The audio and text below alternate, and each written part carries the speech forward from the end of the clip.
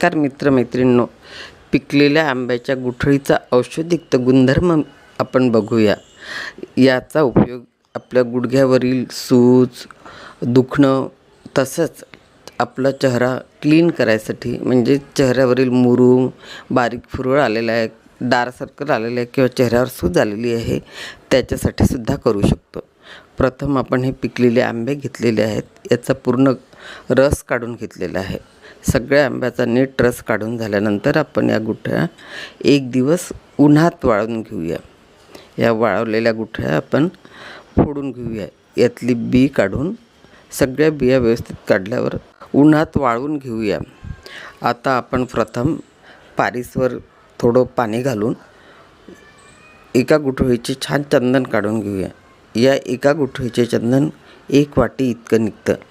या गुठळीच्या चंदनाचा लेप आपण गुडघ्यावर लावू शकतो। गुडघे याच्या कमीत कमी 2 ते 3 दिवस तुम्ही रेग्युलर हा लेप लावा। त्याने तुमच्या गुडघ्यावरील सूज, दुखणे कमी होईल। तसेच हा लेप आपण चेहऱ्यावर सुद्धा अप्लाय करू शकता, त्यामुळे चेहरा आपला सुंदर आणि तजेलदार दिसेल। हे तुम्ही नक्की करून बघा आणि मला कळवा। माझ्या चॅनलला लाईक आणि फॉलो करा।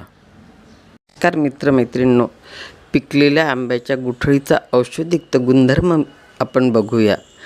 याचा उपयोग आपल्या गुडघ्यावरील सूज, दुखणं तसंच आपला चेहरा क्लीन करायसाठी, म्हणजे चेहऱ्यावरील मुरूम, बारीक फुरळ आलेला आहे, डार्क सर्कल आलेले आहे किंवा चेहऱ्यावर सूज आलेली आहे, त्याच्यासाठी सुद्धा करू शकतो। प्रथम आपण हे पिकलेले आंबे घेतलेले आहेत, याचा पूर्ण रस काढून घेतलेला आहे। सगळ्या आंब्याचा नीट रस काढून झाल्यानंतर आपण या गुठळ्या एक दिवस उन्हात वाळवून घेऊया। या वाळवलेल्या गुठळ्या आपण फोडून घेऊया। यातली बी काढून सगळ्या बिया व्यवस्थित काढल्यावर उन्हात वाळवून घेऊया। आता आपण प्रथम पारीसवर थोडं पाणी घालून एका गुठळीचे छान चंदन काढून घेऊया। या एका गुठळीचे चंदन 1 वाटी इतकं निघतं। या गुठळीच्या चंदनाचा लेप आपण गुडघ्यावर लावू शकतो। गुडघे याच्या कमीत कमी 2 ते 3 दिवस तुम्ही रेग्युलर हा लेप लावा। त्याने तुमच्या गुडघ्यावरील सूज, दुखणे कमी होईल। तसेच हा लेप आपण चेहऱ्यावर सुद्धा अप्लाय करू शकता, त्यामुळे चेहरा आपला सुंदर आणि तजेलदार दिसेल। हे तुम्ही नक्की करून बघा आणि मला कळवा।